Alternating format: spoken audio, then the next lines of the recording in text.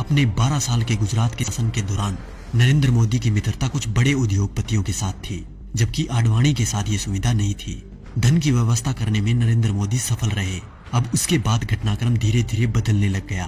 पूंजीपतियों ने भाजपा के सामने शर्त रख दी कि भाजपा को तभी धन उपलब्ध करवाएंगे जब नरेंद्र मोदी को प्रधानमंत्री पद का उम्मीदवार पार्टी घोषित कर दे। भाजपा को पूंजीपतियों के दबाव के आगे झुकना पड़ा और नरेंद्र मोदी को प्रधानमंत्री पद का उम्मीदवार बनाना पड़ा। आडवाणी नाराज होकर कोप भवन में बैठ गए। उसके बाद धीरे धीरे घटनाक्रम बदला। लोकसभा चुनाव प्रचार के दौरान मुकेश अंबानी ने देश में 22 चैनल खरीद लिए। इन चैनल को ये निर्देश था कि वो दिन रात मोदी का प्रचार करे, उनकी रैलियों के भाषण लाइव टेलीकास्ट करे और समस्त विपक्षी नेता यानी आज के विपक्षी नेताओं पर तंज कसने के लिए कहा गया। मायावती, अखिलेश, केजरीवाल, राहुल गांधी, सोनिया गांधी, लालू समेत तमाम नेताओं पर तंज कसने के लिए कहा गया। मीडिया ने ये काम बखूबी किया भी। तकरीबन 600 वेबसाइटों को मुकेश अंबानी ने खरीद लिया। नरेंद्र मोदी ने 400 रैलियां की थी। इन रैलियों का खर्चा अपने 67 पूंजीपति मित्रों के द्वारा उठाया गया। नरेंद्र मोदी को चुनाव प्रचार करने के लिए एक हेलीकॉप्टर दिया गया था। ये हेलीकॉप्टर चुनाव प्रसार के लिए अडानी ने दिया था।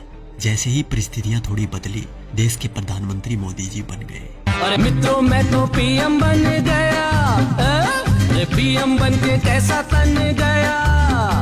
ये विक्ट्री मेरी देखो, ये हिस्ट्री मेरी देखो, जैसे मॉडल मेरे गुजरात का। उसके बाद सिलसिला हुआ कर्ज उतारने का।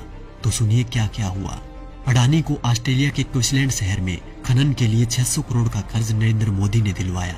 उनके पिछले 67,000 करोड़ के लोन को माफ कर दिया गया। मुकेश अंबानी को फ्री में 4G स्पेक्ट्रम दिए गए। इसके अलावा मुकेश अंबानी की कंपनी पर पिछली सरकार द्वारा लगाया गया जुर्माना माफ कर दिया गया। उनके भी कुछ कर्जों का राइट ऑफ कर दिया गया।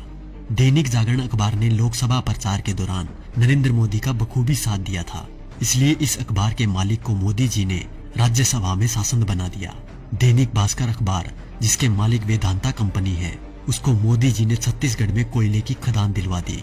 जी न्यूज, जिसने दिन रात नरेंद्र मोदी का प्रचार किया और आज भी कर रहा है, उसके मालिक सुभाष चंद्रा को भाजपा ने राज्यसभा सांसद बना दिया।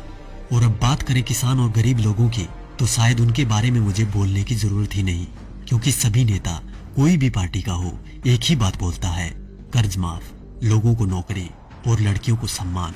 तो क्या हुआ भाई साहब, कर्ज तो आप सभी का माफ हो ही गया होगा और नौकरी भी लग गई होगी, आराम से घर बैठकर खाने की।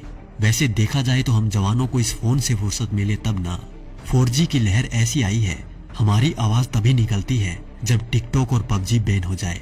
वैसे भी टिकटॉक के बैन होते ही अंबानी ने 5 बिलियन का ऑफर दे दिया टिकटॉक को कि हमें बेच दो, हम खरीद लेंगे। और रही बात PUBG मोबाइल गेम की, तो PUBG बैन होते ही खबर आई कि हम 4G गेम मैदान में उतार रहे हैं। अच्छी बात है, मेक इन इंडिया होना भी चाहिए, पर शायद अब इस गेम से युवा गलत दिशा में नहीं जाएंगे, क्योंकि इसको गंगा के जल से धोकर लॉन्च किया जाएगा। तो देखा दोस्तों, ये थी खबर। बाकी जो मीडिया दिन रात आपको दिखाता है वो तो सिर्फ उसका प्रचार है। साथियों, ये खबर हर फोन में होनी चाहिए, जिससे कि बीजेपी की इस करतूत का सबको पता चल जाए।